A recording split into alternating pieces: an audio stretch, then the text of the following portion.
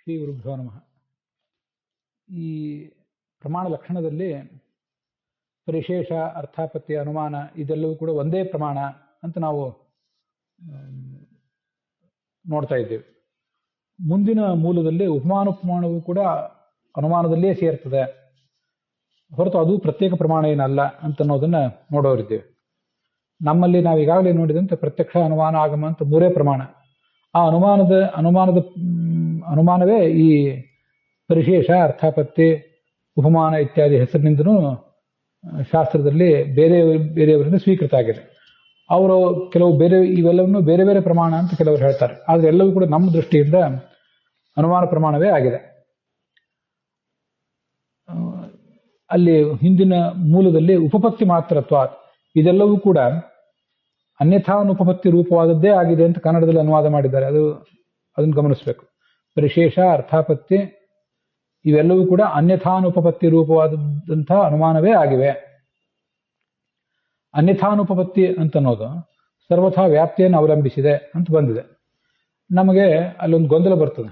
ಅನ್ಯಥಾನುಪಪತ್ತಿ ಅಂತನ್ನೋದು ಕೇವಲ ಅರ್ಥಾಪತ್ತಿ ಪ್ರಮಾಣಕ್ಕೆ ಸಂಬಂಧಪಟ್ಟದ್ದಲ್ವಾ, ಅದು ಪರಿಶೇಷ ಪ್ರಮಾಣಕ್ಕೆ ಹೇಗೆ ಸಂಬಂಧಪಡುತ್ತದೆ ಅಂತ ಅನಿಸ್ತದೆ. ಹಾಗಲ್ಲ, ಎಲ್ಲಾ ಕಡೆಯೂ ಕೂಡ ಅನ್ಯಥಾನುಪಪತ್ತಿ ಅಂತ ಅನ್ನೋದು ಇದ್ದೇ ಇದೆ. ಪರಿಶೇಷ, ಅರ್ಥಾಪತ್ತಿ, ಮುಂದೆ ಉಪಮಾನದಲ್ಲೂ ಕೂಡ ಅದು ಬಂದೇ ಬರ್ತದೆ. ಅದ್ರ ಬಗ್ಗೆ ನಾ ಈಗ ಇಲ್ಲಿ ಹೇಳೋದಿಲ್ಲ, ಎಲ್ಲದಕ್ಕೂ ಸಂಬಂಧಪಡ್ತದೆ ಅಂತ ಹೇಳಿದೆ.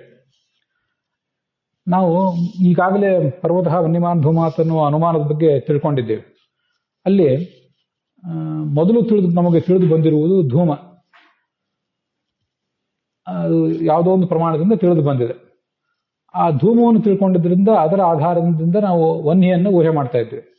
ಇಲ್ಲಿ ಎಲ್ಲಾ ಕಡೆಯೂ ಕೂಡ ಮೊದಲು ತಿಳಿದು ಬಂದದ್ದನ್ನ ನಾವು ಎ ಅಂತ ಕರೆಯೋಣ. ABCD ಲೆಟರ್ನಲ್ಲಿ ಮೊದಲು ಇರೋದು ಎ, ಅದು ತಿಳಿದು ಬಂದದ್ದು. ಆಮೇಲೆ ತಿಳಿದು ಬರುವುದು ಬಿ. ಇಲ್ಲಿ ಎಲ್ಲಾ ಕಡೆಯೂ ಕೂಡ ನಾವು ಮೊದಲು ತಿಳಿದು ಬಂದಿರುವುದನ್ನ ಈ ದೃಷ್ಟಿಯಿಂದ ಎ ಅಂತ ತಿಳಿಯೋಣ. ಆ ಎ ಅನ್ನೇ ಹೇತು ಅಂತ ಪರಿಗಣಿಸೋಣ. ಬಿ ಅದು ಆಮೇಲೆ ತಿಳಿದು ಬರ್ತದೆ, ಅದನ್ನ ಸಾಧ್ಯ ಅಂತ ಪರಿಗಣಿಸೋಣ.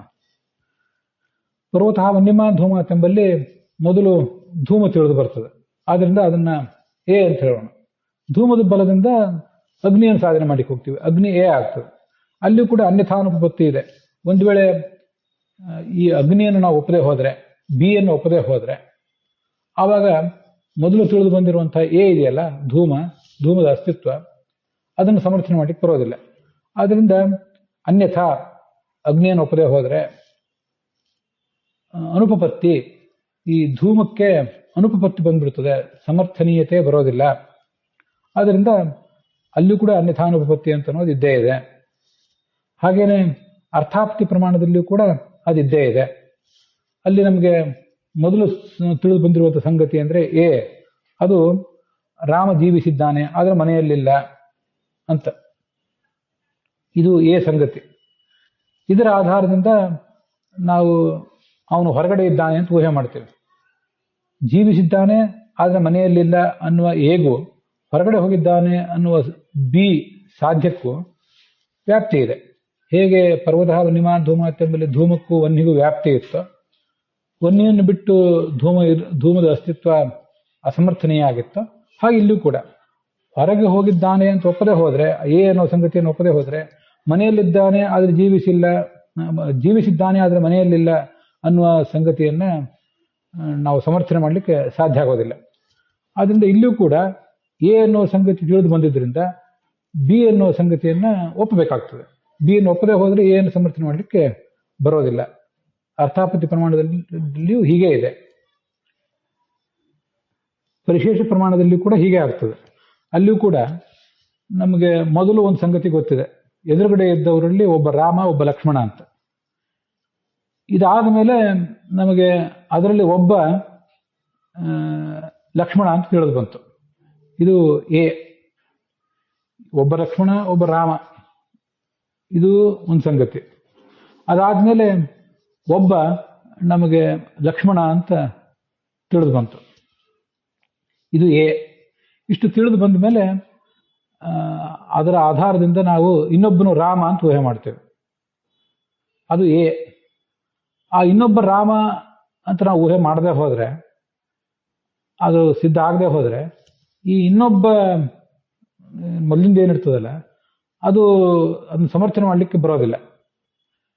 ಅವನು ಲಕ್ಷ್ಮಣ ಆಗಿದ್ರೆ, ಅದಾಗಬೇಕಾದ್ರೆ ಈ ಎರಡನೇವನು ರಾಮ ಆಗಲೇಬೇಕು.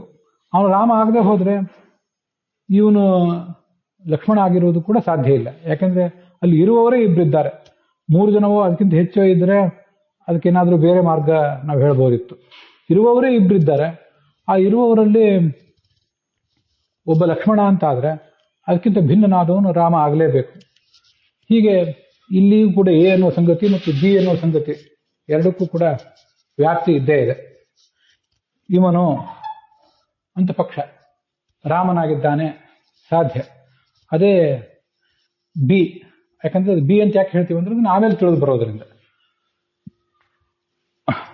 ಅದಕ್ಕೆ ಹೇತು ಏನಂದ್ರೆ ಎ, ಈ ಇನ್ನೊಬ್ಬ ವ್ಯಕ್ತಿ ಅವನು ಲಕ್ಷ್ಮಣನಾಗಿರುವುದರಿಂದ ಅಂತ.